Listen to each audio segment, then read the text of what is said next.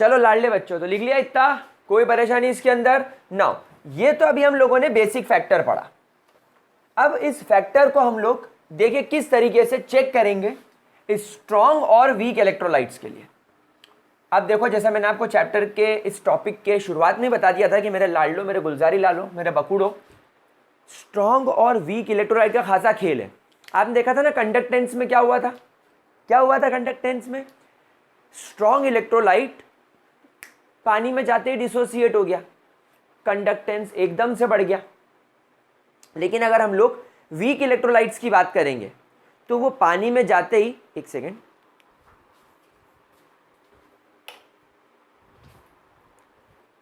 हाँ जी, तो वो पानी में जाते ही वो पूरी तरीके से डिसोसिएट नहीं हुए। तो स्ट्रॉन्ग इलेक्ट्रोलाइट का कंडक्टेंस तो बहुत ज़्यादा हो गया, लेकिन वीक का बहुत कम था। अब आपने डाइल्यूशन करा, अब स्ट्रॉन्ग इलेक्ट्रोलाइट को डाइल्यूट करने पर सिर्फ उसमें कैटायन और एनायन जो ऑलरेडी फ्री हो चुके थे उनके बीच का डिस्टेंस बढ़ा, तो उनका कंडक्टेंस थोड़ा सा बढ़ गया। लेकिन जब आपने वीक इलेक्ट्रोलाइट का डाइल्यूशन करा तो इसमें जो पहले से थोड़े से कैटायन और थोड़े से एनायन बने थे उनका डिस्टेंस तो बढ़ गया, लेकिन क्या हुआ, साथ ही साथ कुछ और मॉलिक्यूल्स वीक इलेक्ट्रोलाइट के टूटे और कैटायन और एनायन बने। दैट मीन्स थोड़ा इंप्रूवमेंट आया। डाइल्यूशन करा, इसमें ज़रा सा इंप्रूवमेंट आया, इसमें और इंप्रूवमेंट आया। मतलब वीक इलेक्ट्रोलाइट में ये देखा गया कि जैसे जैसे डाइल्यूशन करोगे वैसे वैसे नंबर ऑफ कैटायन एनायन ज़्यादा फ्री होते जाएंगे, ज़्यादा डिसोसिएशन देखने को मिलेगा। तो डाइल्यूशन का स्ट्रॉन्ग इलेक्ट्रोलाइट्स पर तो ज़्यादा असर नहीं पड़ता, लेकिन वीक इलेक्ट्रोलाइट्स पर अच्छा असर पड़ता है। तो क्या सर मोलर कंडक्टिविटी में भी स्ट्रॉन्ग इलेक्ट्रोलाइट और वीक इलेक्ट्रोलाइट पर असर पड़ेगा? मतलब अगर आप किसी स्ट्रॉन्ग इलेक्ट्रोलाइट की कंडक्टिविटी देखोगे, मोलर कंडक्टिविटी या इक्विवेलेंट कंडक्टिविटी, तो डाइल्यूशन करने पर क्या स्ट्रॉन्ग इलेक्ट्रोलाइट और वीक इलेक्ट्रोलाइट की कंडक्टिविटीज़ पर, मोलर कंडक्टिविटीज़ पर असर पड़ेगा? ये हम लोग देखेंगे। तो सबसे पहले मेरे लाडलों को मैं सिखाऊंगा स्ट्रॉन्ग चाचा के लिए, स्ट्रॉन्ग इलेक्ट्रोलाइट्स के लिए। जमाइला strong electrolytes, strong electrolytic solution के लिए। तो देखो यहाँ पर एक ग्राफ बनाया गया। ग्राफ कैसा बनाया गया देखो, एक एक्सिस पर तो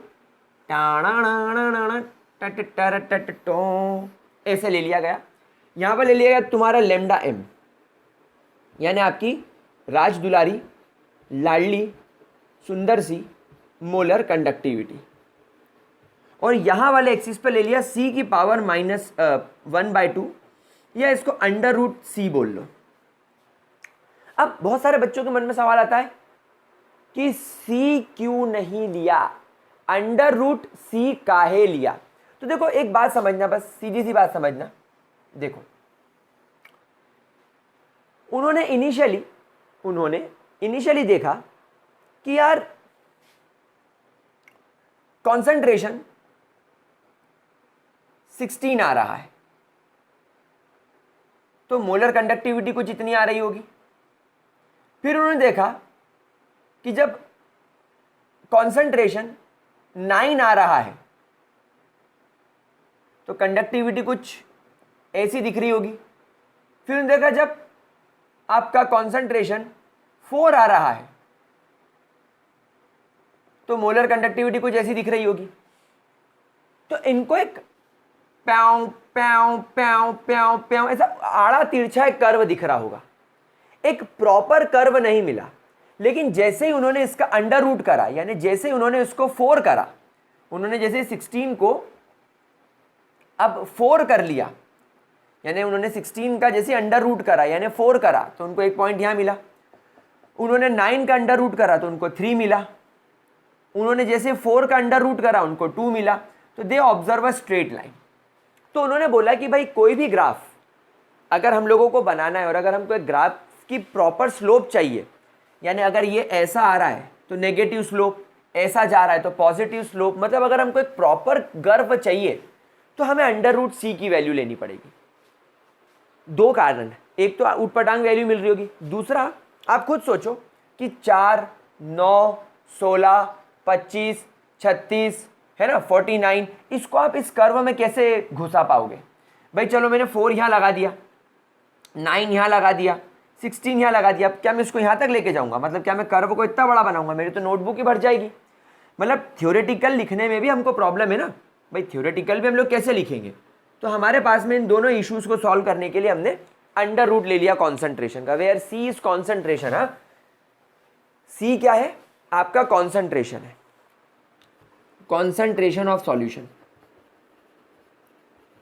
तो जब इन्होंने इसको स्ट्रॉन्ग इलेक्ट्रोलाइट के लिए बनाया तो इनको ये कर्व कुछ ऐसा दिखाई दिया, ये this is how they got a curve. एक बिल्कुल स्ट्रेट लाइन इनको ऑब्जर्व हुई, बिल्कुल स्ट्रेट लाइन। ठीक है, अगर आप यहां पर ऑब्जर्व करें ट्यूं ट्यूं ट्यूं तो इनको कुछ ऐसी मोलर कंडक्टिविटी यहां पे दिख रही होगी,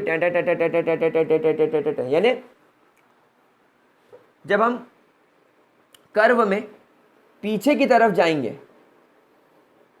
तो हम बोलेंगे कॉन्सेंट्रेशन डिक्रीज हो रहा है, और जब हम कर्व में आगे की तरफ जाएंगे तो हम बोलेंगे कॉन्सेंट्रेशन इंक्रीज हो रहा है।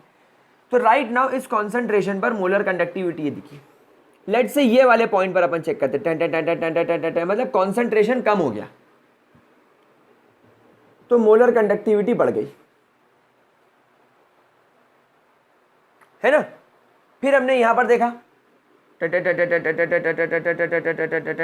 कंसेंट्रेशन और कम हो गया, मोलर कंडक्टिविटी और बढ़ गई।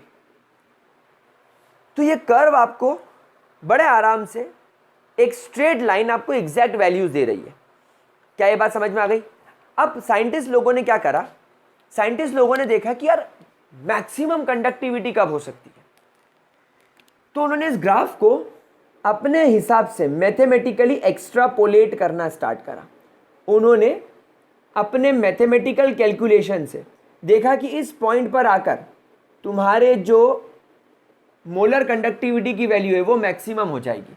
तो इस पॉइंट को उन्होंने लैम्डा एम नॉट से डिस्कस कर दिया, या कुछ कुछ किताबें इसको लैम्डा एम इन्फिनिटी भी लिखती है, molar conductivity at infinite dilutions.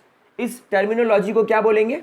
इस टर्मिनोलॉजी को बोला जाएगा molar conductivity, molar conductivity at infinite dilutions, eight infinite dilutions.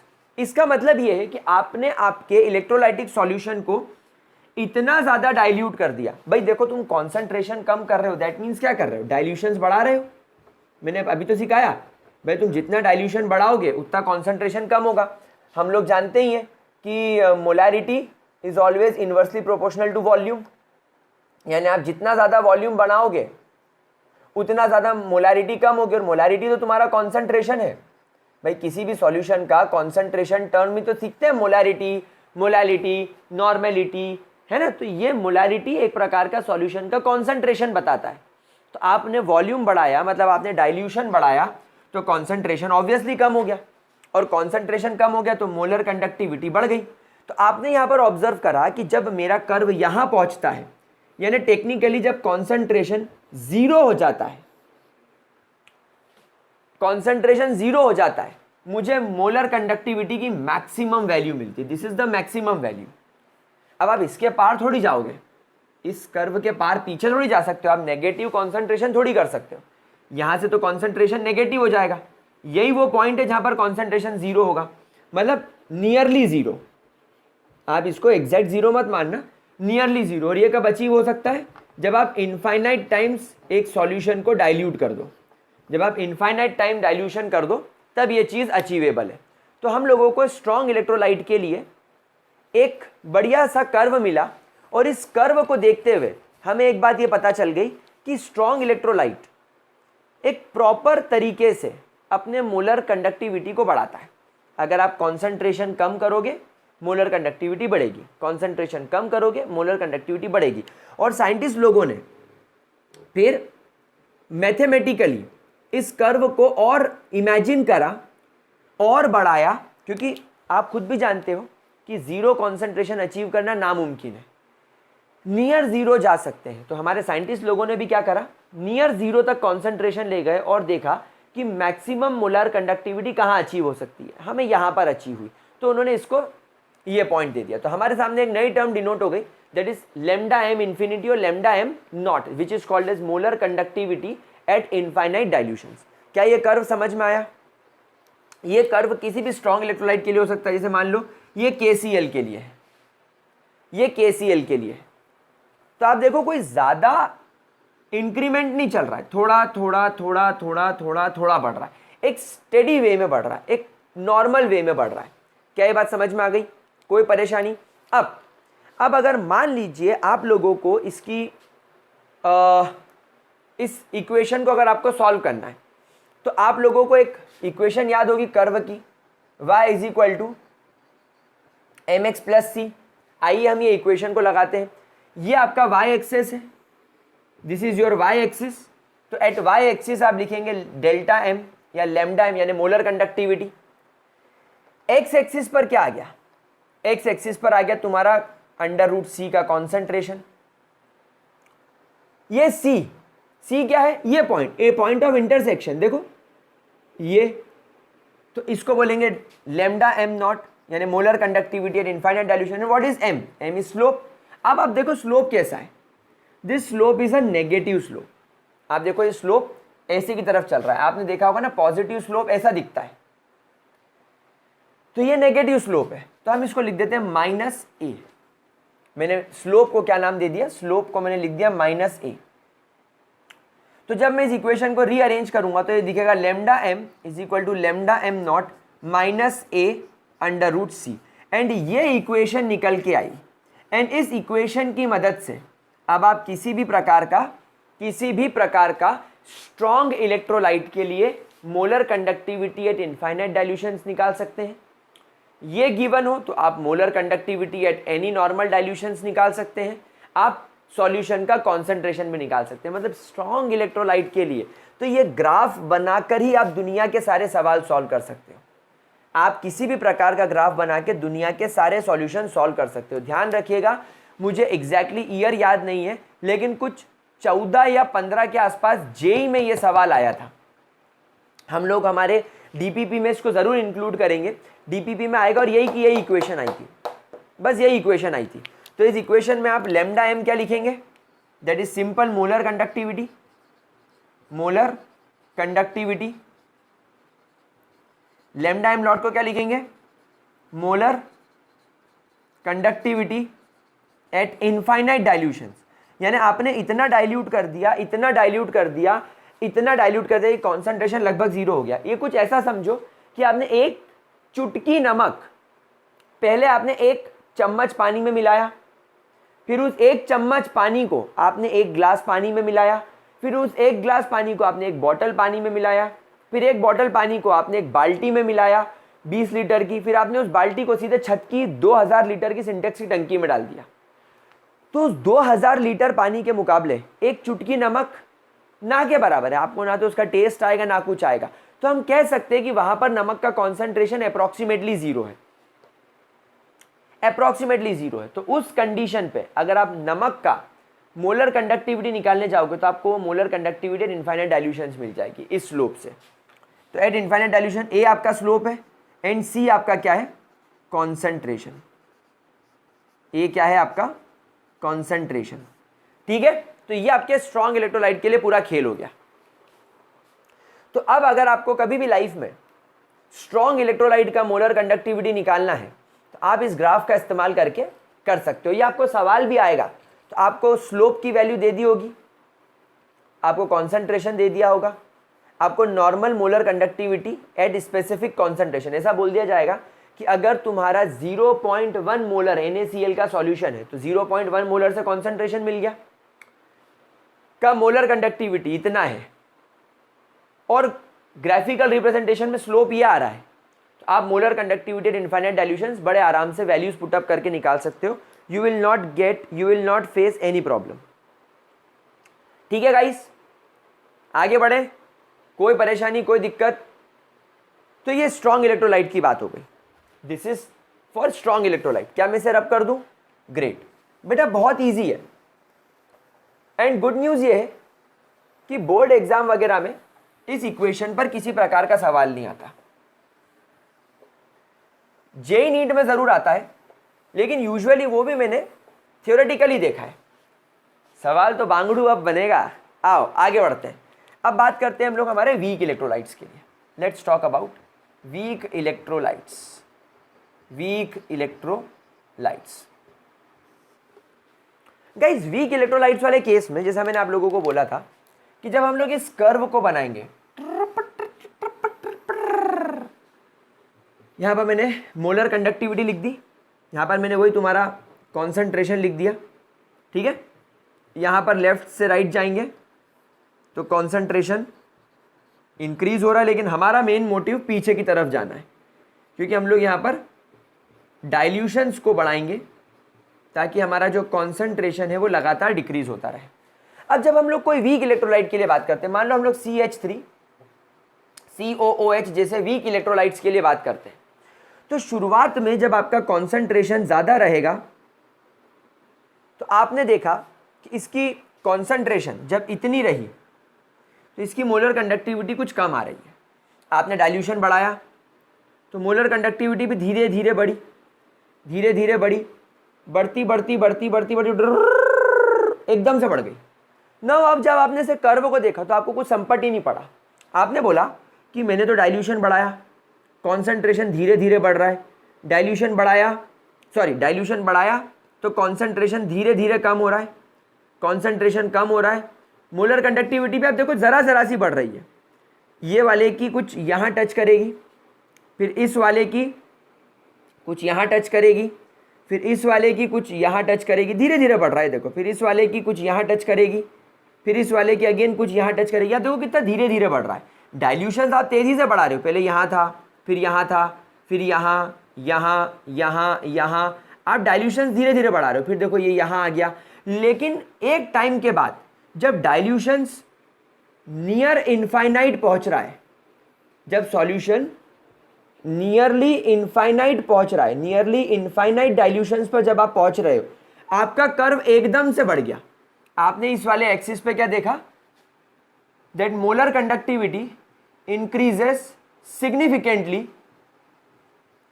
Significantly on reaching infinite dilutions.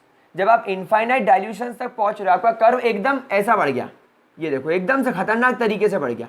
In fact जब आप इनफाइनाइट डाइल्यूशन तक पहुंच रहे हो, इस कर्व को तोड़ के बाहर निकल गया है, ये लाइन ऊपर चली गई है। नाउ यहां पर प्रॉब्लम ये आ रही है कि जो स्ट्रॉन्ग इलेक्ट्रोलाइट था उसका कर्व कुछ ऐसा मिल रहा था आपको, तो आपने मैथमेटिकल इक्वेशन से उसको एक्स्ट्रापोलेट करा। बेटा इस टर्म को क्या बोलते हैं, आपको एनसीईआरटी में या अच्छी किताबों में एक्स्ट्रापोलेशन लिखा हुआ दिखाई देता है। एक्स्ट्रापोलेशन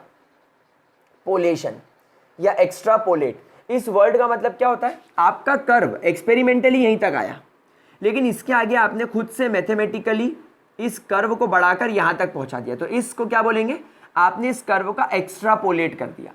तो आपने स्ट्रॉन्ग इलेक्ट्रोलाइट में, क्योंकि आपको सीधी लाइन मिल रही थी, आपको पता था कि मैथमेटिकली मैं इस पॉइंट पर कब पहुंचूंगा, मैं लैम्डा m इंफिनिटी पर कब पहुंचूंगा, लेकिन इस कर्व में ये चीज पॉसिबल नहीं है। ये यहां तक चला चला चला और एकदम से ऐसा खड़ा हो गया, एकदम से ऐसा बड़ा हो गया, एकदम से ये ऊपर चला गया। ये अब मैं इसको इस एक्सिस पर, इस y एक्सिस पर ऐसे एक्स्ट्रापोलेट कैसे करूंगा, मुझे थोड़ी कि आगे जाके ये ऐसा हो जाएगा, मुझे थोड़ी पता, ये तो इनफाइनाइट टाइम्स बढ़ गया। तो वीक इलेक्ट्रोलाइट्स वाले केस में ये प्रॉब्लम आता है। तो वीक इलेक्ट्रोलाइट्स वाले केस में मेरा बच्चा लोग ये प्रॉब्लम आपको फेस करने को मिलेगा कि आप डेल्टा एम नॉट की वैल्यू कैसे निकालोगे। तो in case of weak electrolytes, in case of weak electrolytes, the dissociation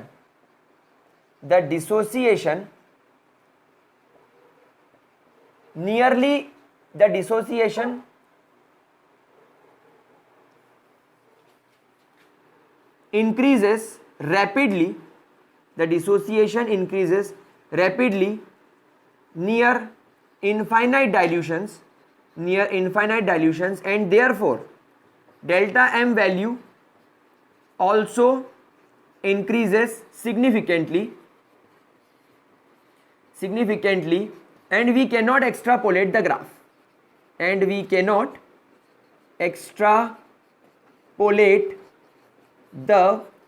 हम ग्राफ को एक्स्ट्रापोलेट नहीं कर सकते। and hence therefore we cannot determine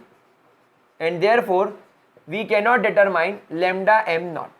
आप lambda m naught निकाल ही नहीं सकते. Molar conductivity at infinite dilutions आप वीक इलेक्ट्रोलाइट के लिए नहीं निकाल सकते ग्राफिकल मेथड से. तो हमने देखा कि स्ट्रॉन्ग इलेक्ट्रोलाइट्स के लिए आप molar conductivity at infinite dilutions graph को एक्स्ट्रापोलेट करके बना सकते हो बिना किसी तकलीफ के, बिना किसी वांदा के. लेकिन आप लोग वीक इलेक्ट्रोलाइट्स के लिए ये चीज़ नहीं कर सकते क्योंकि आप ग्राफ का एक्स्ट्रापोलेशन नहीं कर सकते, आप ग्राफ को इधर वाले एक्सिस पर टच नहीं कर सकते. तो अब आपको फंडा समझ में आया, वीक इलेक्ट्रोलाइट का इशू समझ में आया. तो फिर हम क्या करें, जल्दी से इसको नोट करो ताकि मैं आपको बता सकूं कि हम क्या करें. फटाफट से नोट इट डाउन गाइस. कर लिया नोट?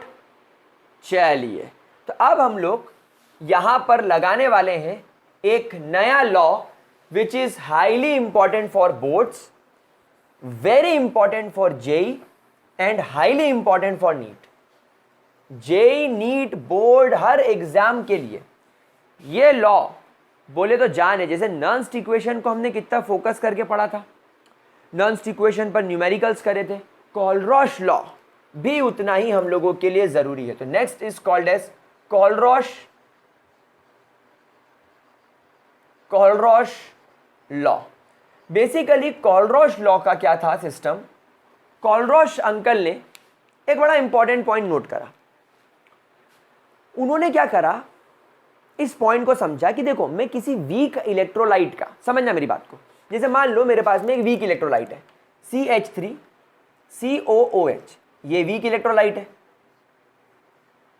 अब इस वीक इलेक्ट्रोलाइट का अगर मेरे को मोलर कंडक्टिविटी निकालनी है एट इनफाइनाइट डाइल्यूशन, अगर मुझे इसका lambda M not find out करना है तो मैं कैसे करूंगा.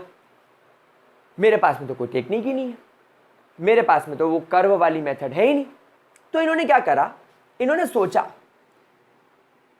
इन्होंने ऑब्जर्व करा, इन्होंने इस चीज को एक्सपेरिमेंटली देखा कि यार CH3COOH एक इलेक्ट्रोलाइट से बनता है जिसका नाम है CH3COONA, which is a strong electrolyte. ये एक प्रकार का स्ट्रॉन्ग इलेक्ट्रोलाइट है और ये H किसी एसिड से आ रहा है जो खुद भी एक स्ट्रॉन्ग इलेक्ट्रोलाइट है.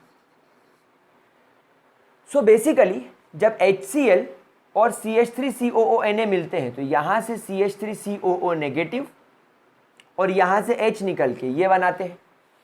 तो कोलरॉश अंकल ने क्या करा, उन्होंने इस स्ट्रॉन्ग इलेक्ट्रोलाइट का कर्व बनाया, कर्व को एक्स्ट्रापोलेट करा और लैम्डा एम नॉट की वैल्यू निकाल ली. सबसे पहले CH3COO नेगेटिव की, इसकी एक वैल्यू निकाल ली, ये इनको वैल्यू मिल गई. लेट से इनको ये वैल्यू मिली 129 है ना, इनको वैल्यू मिली. इसकी यूनिट क्या होगी, साइमन सेंटीमीटर स्क्वायर पर मोल.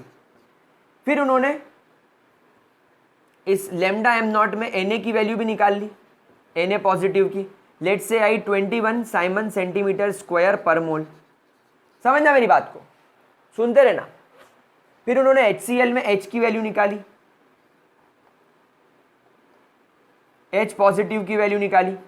लेट से ये आई 349 साइमन सेंटीमीटर स्क्वायर पर मोल.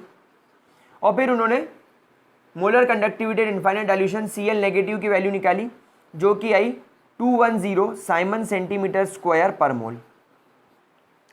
अब उन्होंने देखा कि जब मैं इस पूरे CH3COONA की वैल्यू निकालता हूं, जब मैं इस पूरे CH3COONA का मोलर कंडक्टिविटी निकालता हूं एट इनफाइनाइट डाइल्यूशन, तो वो इस CH3COO नेगेटिव की वैल्यू का और ये Na की वैल्यू का सम है.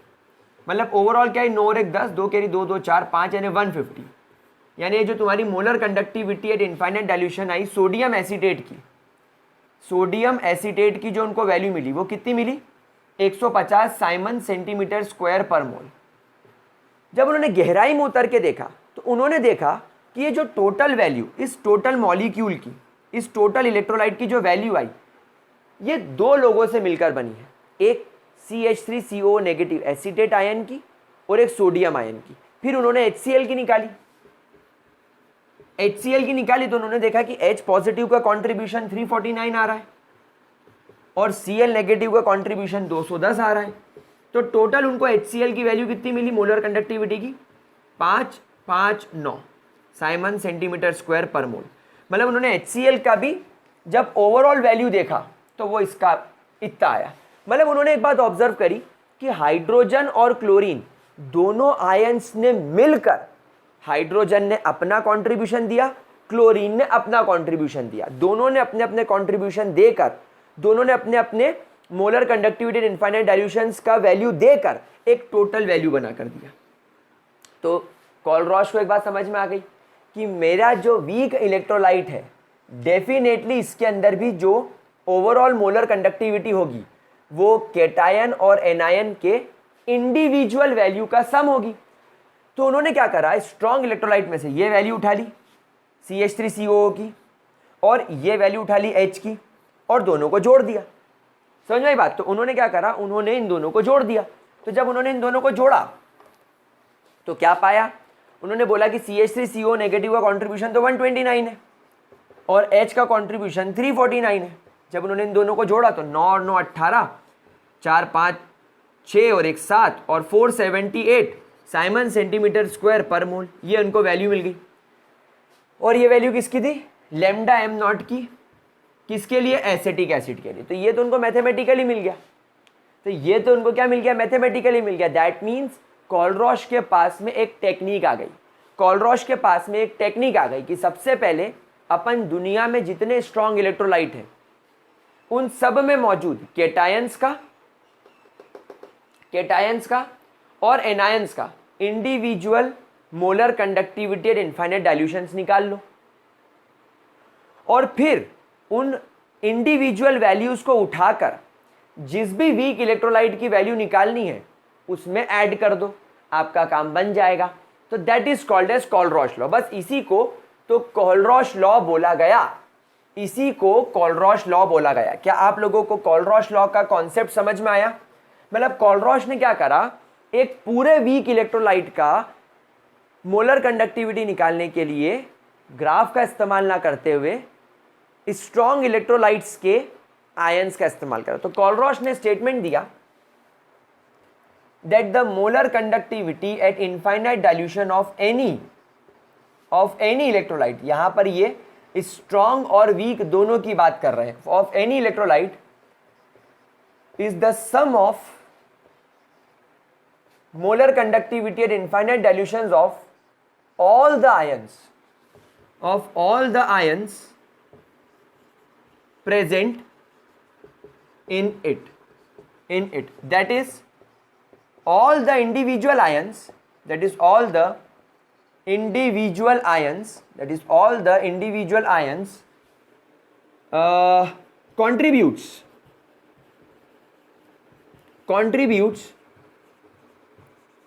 towards the molar conductivity at infinite dilutions of an electrolyte, और इसके लिए उन्होंने एक फॉर्मूला बनाकर दिया। फॉर्मूला ये था that molar conductivity at infinite dilutions of a salt is always equal to n multiplied by molar conductivity at infinite dilutions of a cation plus n multiplied by molar conductivity at infinite dilutions of anion, where n is the number of moles of cation and anion, and this is molar conductivity of anion, molar conductivity at infinite dilutions of anion, और ये वाला molar conductivity at infinite dilutions of cations, and this is total molar conductivity, and this is total molar conductivity at infinite dilutions of the electrolyte, क्या बात समझ में आ गई मेरा बच्चा लोग? इसको नोट करो। नोट करो।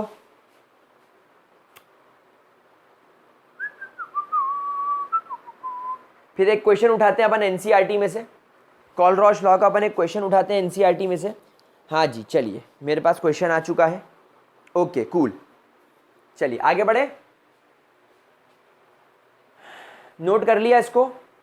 कोई तकलीफ, कोई परेशानी, कोई वांदा, कोई दिक्कत? चलिए आगे बढ़े। 100% श्योर, ग्रेट। तो अब जरा देखते हैं कि हम लोग क्या मोलर कंडक्टिविटी निकाल सकते हैं किसी इलेक्ट्रोलाइट की। आओ तो क्वेश्चन देखते हैं हम लोगों के पास में क्वेश्चन क्या है। ओके चलिए पहले एनसीईआरटी का क्वेश्चन उठाता हूं मैं। देखो मैं एनसीईआरटी ले आया सीधे। एनसीईआरटी का एग्जाम्पल 3.7 करते हैं। एनसीईआरटी का एग्जाम्पल 3.7 करते हैं। ये बोल रहा है लेमडा एम नॉट कैलकुलेट करो CaCl2 का और MgSO4 का और MgSO4 का, और आपको इसका जो डेटा है, डेटा आपको टेबल के अंदर दे रखा है। तो आपको molar conductivity at infinite dilutions of calcium दे रखी है 119 साइमन सेंटीमीटर स्क्वायर पर मोल। बड़ा यूनिट्स याद है ना, यूनिट्स याद रखिएगा। Mg डाई पॉजिटिव की वैल्यू दे रखी है 106 साइमन सेंटीमीटर स्क्वायर पर मोल। फिर आपको यहाँ पर क्लोरीन की दे रखी है, क्लोरीन की दे रखी है 76.3 और SO4 डाई नेगेटिव की दे रखी है 160। तो गाइस क्वेश्चन ऐसा है, लगाइए इसको कैसे करेंगे भाई। बिल्कुल सीधा सा लॉजिक है, CaCl2 की निकालनी। तो molar conductivity at infinite dilutions, कुछ किताबें इसको डायरेक्टली अब ऐसा लिखेंगी CaCl2, मतलब आपको क्या निकालना है, मोलर कंडक्टिविटी ऊपर 0 या इनफाइनाइट का मतलब क्या होता है, molar conductivity at infinite dilution of CaCl2 will be equal to, बेटा कैल्शियम के कितने मोल्स हैं 1, so 1 multiply by molar conductivity at infinite dilution of calcium cation plus chlorine के 2 आयन्स हैं, so 2 multiply by molar conductivity at infinite dilution of Cl negative. अब समझ में आया 2 क्यों लिखा था, यानी वहां पर फॉर्मूला में N क्यों लिखा था, आपको देखने के कितने मोल्स हैं। अब कैल्शियम का क्या है 119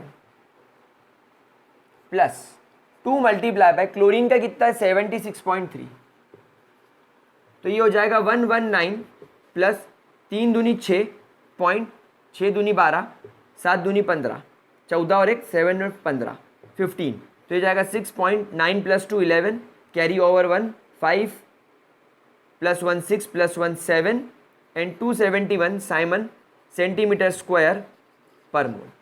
तो ये इसकी मोलर कंडक्टिविटी हो गई। तो अब आपको समझ में आया कि अगर आप लोगों के पास में ये इंडिविजुअल आयंस का अगर molar conductivity at infinite dilutions हैं, तो बस आपको उन इंडिविजुअल आयंस के कंट्रीब्यूशन को सम करना है, तो उससे आपको एक इलेक्ट्रोलाइट की पूरी वैल्यू मिल जाएगी। चलिए हम लोग एक बार और ट्राई करते हैं MgSO4 के लिए। तो molar conductivity of MgSO4 at infinite dilution is 1 multiply by molar conductivity of Mg dipositive at infinite dilutions plus 1 multiply by molar conductivity at infinite dilutions of SO4 dinegative। Mg की कितनी दे रखी है 106, इसका तो atom ion एक ही है और SO4 का आयन भी एक ही 160, तो इसकी वैल्यू हो जाएगी 266 साइमन सेंटीमीटर स्क्वायर पर मोल। कितना ईजी है, कितना ईजी है। लेकिन सर ये तो दोनों स्ट्रॉन्ग इलेक्ट्रोलाइट्स थे, अगर वीक इलेक्ट्रोलाइट्स के लिए आ गया तो क्या करेंगे। चलो एक क्वेश्चन और लगा के देखते हैं। आइए हम एक और एक्सरसाइज एनसीईआरटी का क्वेश्चन उठाते हैं। अभी और भी क्वेश्चन करेंगे, जेई वगैरह के क्वेश्चंस भी करेंगे नो डाउट। क्वेश्चन कुछ ऐसा है कि आपको यहां पर मोलर कंडक्टिविटी दे रखी है NaCl की एट इनफाइनाइट डाइल्यूशंस 126.4, आपको मोलर कंडक्टिविटी HCl की भी दे रखी है 425.9, और आपको CH3COONA सोडियम एसीटेट की भी मोलर कंडक्टिविटी दे रखी है, दैट इज 91। सबकी यूनिट आपको पता है साइमन सेंटीमीटर स्क्वायर पर मोल। तो आपसे बोला गया है कि molar conductivity at infinite dilutions निकालनी है आपको एसिटिक एसिड की। अब ऐसे सवाल कैसे सॉल्व होंगे देखो, बहुत मजा आएगा। याद करो मैंने कोलरॉश लॉ की स्टार्टिंग में आपको एक बात बताई थी कि जब कभी भी इस प्रकार का कोई वीक इलेक्ट्रोलाइट आता है तो आपको सवाल को ऐसे एनालाइज करना है कि यह बना कैसे होगा, यह बना कैसे होगा। तो मैंने जब इस पर ध्यान से एनालाइज करा तो मुझे ये वाला पार्ट एनायन दिखा, दिस इज एनायन, और ये वाला पार्ट मुझे कैटायन मिला। तो अब मुझे मेरे सवाल में से ऐसे इलेक्ट्रोलाइट को उठाना है जो मेरे डिजायरेबल मॉलिक्यूल को, जिससे मेरा लेना देना है, मेरे वीक इलेक्ट्रोलाइट को कैटायन सप्लाई कर सके। तो देखो बेटा, यहां पर कैटायन सप्लाई करने वाला सिर्फ ये है HCl, तो मैंने यहां लिख दिया HCl प्लस। मेरे वीक इलेक्ट्रोलाइट को ये एनायन कौन सप्लाई कर रहा है बेटा, यहां पर सिर्फ यही है जो उसको एनायन सप्लाई कर सके, CH3COONA। तो मैंने यहां लिख दिया CH3COONA। तो सर फिर ये NaCl का क्या होगा? कुछ भी नहीं, देखो क्या होगा, यहां से Na और यहां से Cl निकल के क्या बन गया, NaCl। दैट मीन्स ये तुम्हारा प्रोडक्ट है, और तुम्हारा CH3COO यहां से निकला और H यहां से निकला, ये तुम्हारा बन गया। इक्वेशन तैयार हो गई। अब HCl की वैल्यू क्या है? HCl की वैल्यू है 425.9 प्लस CH3COONA की वैल्यू क्या है 91 इज इक्वल टू, इसका मोलर कंडक्टिविटी निकालनी है हमको। इसकी मोलर कंडक्टिविटी मान ली मैंने x, यहाँ मैं से लिखता हूँ molar conductivity at infinite dilutions of CH3COOH plus NaCl की कितनी रखी 126.4। अब एक काम करूँ, इसको उठाकर इधर माइनस कर दूँ। तो पहले इनको अपन कर लेते हैं, ये हो जाएगा देखो 0.9, 5 + 1 6, 9 + 2 11, 1 कैरी 516.9, और ये 126 को इधर ले आके माइनस कर दो, 126.4 को अपन इधर ले आके माइनस कर दो, तो आपको मोलर कंडक्टिविटी मिल जाएगी एट इनफाइनाइट डाइल्यूशंस। तो ये क्या हो जाएगा, ये हो जाएगा 0.5, 6 में से 6 का तो बचेगा 0, 11 में से 2 का तो बचेगा 9, 4 में से 1 गया तो 390.5 साइमन सेंटीमीटर स्क्वायर पर मोल। तो देखो इस तरीके से आपको सवाल सॉल्व करना है। मैं आंसर चेक करा, बहुत बढ़िया, बहुत ही ज़्यादा परफेक्ट सवाल आया।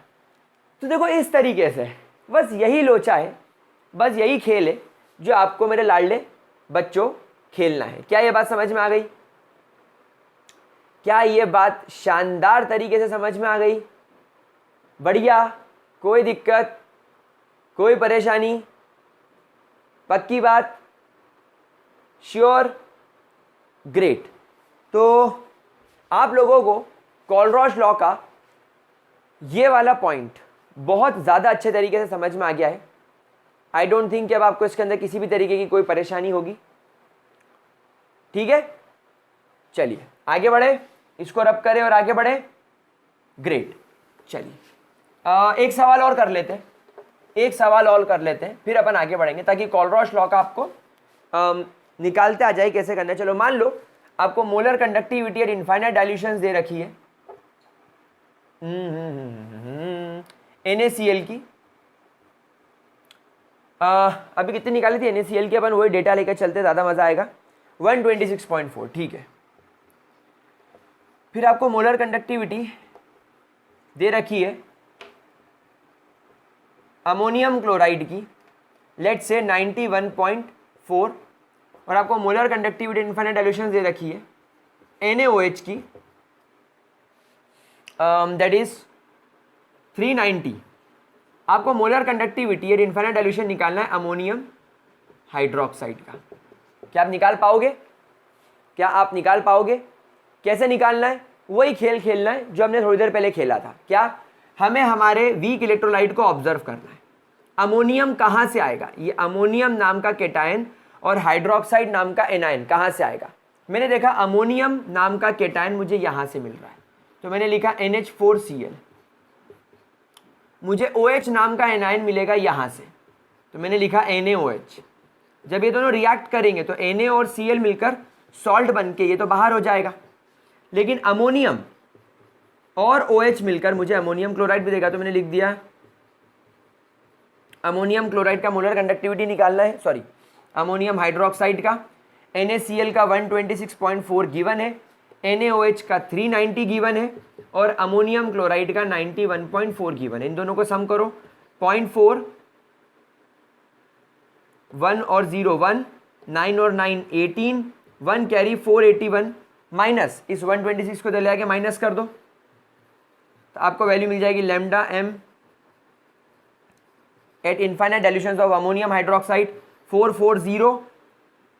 11 में से 6 गए तो बचे 5, 7 में से 2 गए तो बचे 5, 4 में से 1 गए तो 3, 355 यूनिट साइमन सेंटीमीटर स्क्वायर पर मोल। एक बार आप मेरे साथ में कैलकुलेशंस चेक कर लिया करो, मैं बायो का स्टूडेंट हूँ मेरे कैलकुलेशंस बकवास होते तो एक बार मेरे कैलकुलेशन ज़रूर चेक कर लिया करो, to be on a Saif Ali Khan side, safer side.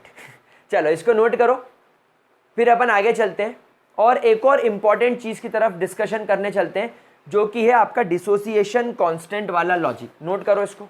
एक छोटा सा अपडेट, वैसे तो ये अपडेट आप लोगों के लिए नहीं है, अगर आप किसी 8, 9 और 10th के बच्चे को जानते हो जो अपना अर्ली फाउंडेशन बनाना चाहता है, जो आप लोगों ने शायद मिस कर दिया होगा, 8, 9 और 10th का बच्चा जो अपना अर्ली फाउंडेशन बनाना चाहता है जेई नीट जैसी एग्जाम्स के लिए, NTSC ओलंपियाड्स के लिए, तो उसके लिए गाइस एक इंपॉर्टेंट इन्फॉर्मेशन है कि मैंने अनअकैडमी पर एक कैटेगरी पर ज्वाइन किया है और वो कैटेगरी सिर्फ 8, 9 और 10th के बच्चों के लिए है, अर्ली फाउंडेशंस के लिए।